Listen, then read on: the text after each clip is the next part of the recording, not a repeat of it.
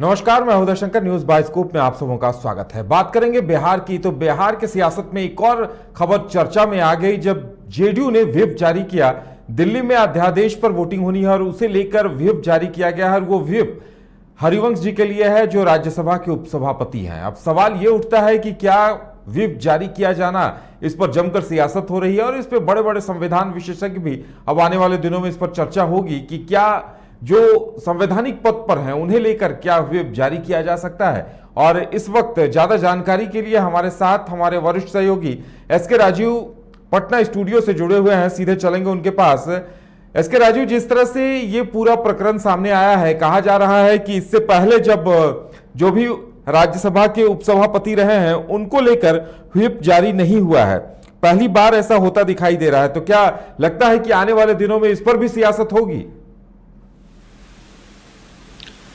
नहीं, देखिए उदय, निश्चित तौर पर जो ये खबर है, ये खबर कई मायनों में इसलिए बहुत ही महत्वपूर्ण है क्योंकि दूसरी बार देश में ऐसा हुआ है। इसके पहले जो नजमा हेपतुल्ला थी उनके समय में ऐसा हुआ था और उन्हें भी व्हिप कांग्रेस ने जारी किया था और उसके बाद आज एक बार फिर से व्हिप जारी किया गया है। और हरिवंश जो कि अभी राज्यसभा में उपसभापति हैं, उनसे एक सवाल पूछा गया है और यह कहा गया है कि भाई आप जो है बतौर जदयू के सांसद अविश्वास प्रस्ताव जो कि आने वाले दिनों में जो इंडिया जो कि महागठबंधन है वो केंद्र सरकार के खिलाफ लाने के लिए जा रही है, तो उसमें आप वोटिंग कर रहे हैं या नहीं कर रहे हैं। और आपको जानकर ये हैरानी होगी उदय कि कल जब जदयू की बैठक हुई थी दिल्ली में, तो उसमें जदयू के जो 16 लोकसभा सांसद हैं वो तमाम सांसद उस बैठक में मौजूद थे। राज्यसभा के जो उनके सांसद हैं वो तमाम सांसद उस बैठक में मौजूद थे, लेकिन हरिवंश कुमार सिंह जो हैं वो उस बैठक में उपस्थित नहीं हो पाए थे। और उसके बाद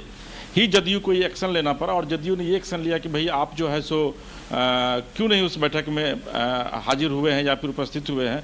और इसको लेकर के एक विधिवत एक नोटिस आप कह सकते हैं कि जारी की गई है जदयू के पत्र पर, जो जदयू के प्रदेश जदयू के जो राष्ट्रीय अध्यक्ष हैं नरेंद्र सिंह, उनकी तरफ से। और यह उसमें पूछा गया है कि आप कल की बैठक में शामिल क्यों नहीं हुए और आने वाले समय में जिस दिन अविश्वास प्रस्ताव लाया जाएगा केंद्र सरकार के खिलाफ, उस दिन आपको अविश्वास प्रस्ताव में न सिर्फ पार्टिसिपेट करना है बल्कि सरकार के खिलाफ आपको वोटिंग भी करनी है। अब देखिए ये एक ऐसी स्थिति है जिस स्थिति में हरिवंश न सिर्फ फंस गए हैं बल्कि अब हरिवंश को अगर ये लग रहा है कि अगर वो वाकई में पार्टी व्हिप के साथ जाते हैं तो ऐसी स्थिति में उनको जदयू का उपसभापति का जो पद है वो उनको त्यागना पड़ेगा। और अगर वो नहीं जाते हैं तो फिर ऐसी स्थिति में जदयू में वो बने हुए रह नहीं सकते हैं। तो बड़ी एक धर्म संकट की स्थिति जो है वो हरिवंश के साथ हो गई। हालांकि आपको ये पता है उदय कि आज से लगभग 20 दिन पहले हरिवंश पटना आए थे, नीतीश कुमार के साथ उनकी मुलाकात हुई थी और लगभग 1.5 घंटे तक बंद कमरे में बातचीत हुई थी और अकेले सिर्फ हरिवंश और नीतीश कुमार थे। उसके बाद इस बात की कैस लगाए जाने लगे थे कि बिहार की राजनीति में हो सकता है कि एक बड़ा बदलाव जो है वो आने वाले दिनों में देखने को, लेकिन ऐसा हुआ नहीं। दूसरी जो महत्वपूर्ण बात है कि आप अगर कोई उपसभापति जैसे संवैधानिक पद पर है तो आप उसको व्हिप जारी नहीं कर सकते हैं। दूसरी तरफ संविधान ये भी कहता है, लेकिन अगर आप पार्टी लाइन पर चलेंगे तो पार्टी लाइन पर बतौर पार्टी अध्यक्ष जो है वो आप निश्चित तौर पर उनसे ये पूछा जा सकता है क्योंकि अब जदयू जो है वो सरकार के साथ है नहीं। और उमन आप देखे होंगे अभी तक में जो सरकार का जो इतिहास रहा है लोकसभा या फिर राज्यसभा में, तो उसमें सभापति और जो उपसभापति होते हैं वो सरकारी पक्ष के जो है वो लोग होते हैं। तो ऐसी स्थिति में अब पहली बार ऐसा हुआ है कि हरिवंश जब कल तक जदयू में थे, जदयू में है और कल तक जदयू सरकार में थी तो हरिवंश उपसभापति थे और बीजेपी ने उनको हटाया नहीं जबकि जदयू सरकार से अलग हो गई। तो ये एक ऐसी दुविधा की स्थिति हो गई है जिससे कि हरिवंश जूझ रहे हैं और अब ये निर्णय हरिवंश को लेना है कि वाकई में आने वाले दिनों में वो क्या करेंगे। जी उदय, बिल्कुल बड़ा सवाल अपने आप में है और लगता है कि आने वाले दिनों में इस पे कहीं न कहीं जो सत्ता पक्ष है या बीजेपी हमला भी बोलेगी, क्योंकि राज्यसभा के उपसभापति को व्हिप जारी किया जाना कहीं न कहीं संवैधानिक प्रावधानों का भी उल्लंघन कहा जा सकता है। नहीं, देखिए संवैधानिक प्रावधानों का उल्लंघन कहा नहीं जा सकता है बल्कि संवैधानिक प्रावधानों का सीधे तौर पर यह उल्लंघन है। लेकिन बीजेपी के सामने भी एक संकट ये है कि बीजेपी या तो अगर हरिवंश बतौर राज्यसभा सांसद, जदयू राज्यसभा सांसद, अगर वो अविश्वास प्रस्ताव में पार्टिसिपेट करते हैं तो स्वतः उपसभापति का पद जो है वो उनका चला जाएगा।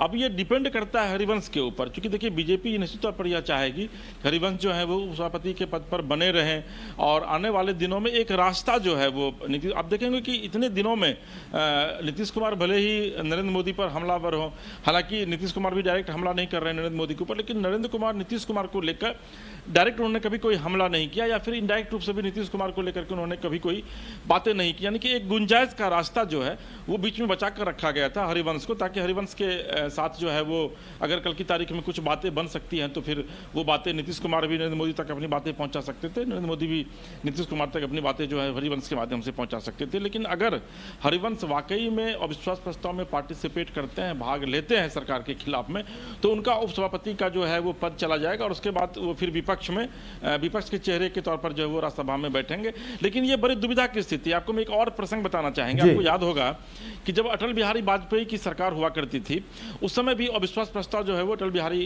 वाजपेयी की सरकार के खिलाफ लाया गया था और उस समय बतौर लोकसभा अध्यक्ष जब होता यह है कि अगर 543 में से 221 और 221 वोट पड़ जाते हैं दोनों तरफ, तो ऐसी स्थिति में जो विशेषाधिकार होता है वो लोकसभा अध्यक्ष का या फिर राज्यसभा के सभापति का होता है कि वो किस तरफ वोट करते हैं। तब अमूमन जिस सत्तारूढ़ दल के होते हैं लोकसभा अध्यक्ष या सभापति होते हैं वो उसी दल को वोट करते हैं। तो ऐसी स्थिति में लोकसभा अध्यक्ष ने अपना वोट जो है वो अटल बिहारी वाजपेयी की सरकार को दिया था, लेकिन उसके बावजूद एक वोट से जो है उनकी सरकार गिर गई थी। तो ये एक विशेषाधिकार होता है, लेकिन इस पूरे प्रसंग में इस विशेषाधिकार की बात नहीं कही गई है और सीधे तौर पर एक शोकॉज पूछा गया है और एक व्हिप जारी कर दिया गया हरिवंश को लेकर के कि भाई आप जो है वो अविश्वास प्रस्ताव के दिन सीधे तौर पर सरकार के खिलाफ अपने मत का इस्तेमाल करेंगे। अभी देखिए सारा कुछ डिपेंड कर रहा है हरिवंश के ऊपर कि हरिवंश जो है वो उपसभापति के पद पर बने रहना चाहते हैं। अगर वो बने रहना चाहते हैं तो हो सकता है कि उस दिन वो राज्यसभा में जब अविश्वास प्रस्ताव लाया जाएगा तो उसमें वो पार्टिसिपेट नहीं करेंगे, उस दिन राज्यसभा नहीं जाएंगे।